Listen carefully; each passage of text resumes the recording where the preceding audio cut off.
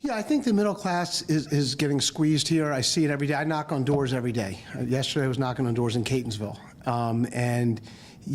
I think that there's a limit to the overbearing tax burden that has occurred in Maryland with the 40 straight taxes, and most of which are regressive, and then the additional fees. You know, meanwhile, they've taken in the last 8 years, $10 billion in more of taxes. The budget's expanded $10 billion during the same period of time, yet they're still confronting deficits in Annapolis. And so I think there's a number of issues there. One is making our tax structure competitive, and two is efficiencies within what are you doing with that money? How is that money being spent? Is there a real overseer of it? And I'm in the business right here at the Attorney General's office. We've brought back over $2 billion to the people of Maryland, and so we're a money-making operation. But we've also, our Consumer Protection Division's been gutted by this administration, literally. I mean, everybody that's paid for it, we pay for our whole Consumer Protection Division through money that we make in multi-state litigation. And so I think there's,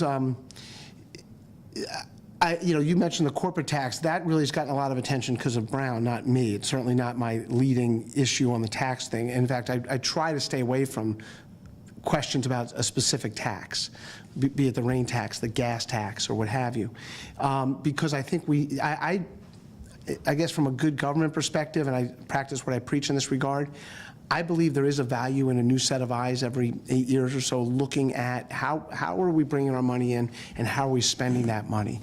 And so we're the only person running that has $1.5 billion in savings.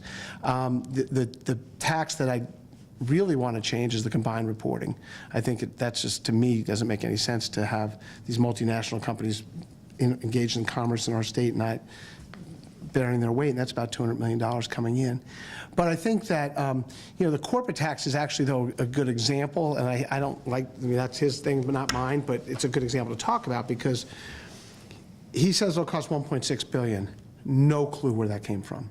But the fact of the matter is, when you're the rich guy and you have a company in Indiana and you're looking to move to this area, and Pennsylvania or West Virginia or Virginia has a 6% tax and ours is 8.25%, you're going to pick the 6% every time. So 6% of something is better than 8.25% of nothing.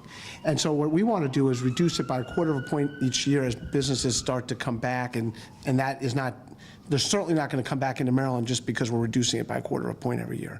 But that around the other issues that we're going to be looking at in terms of competitive tax structure would hope to bring business back. Businesses aren't bad things. That's how you get the jobs. I mean, I was the first one out front on increasing the minimum wage. I thought it was the right thing to do. I think it's too far out. I think we ought to make it quicker.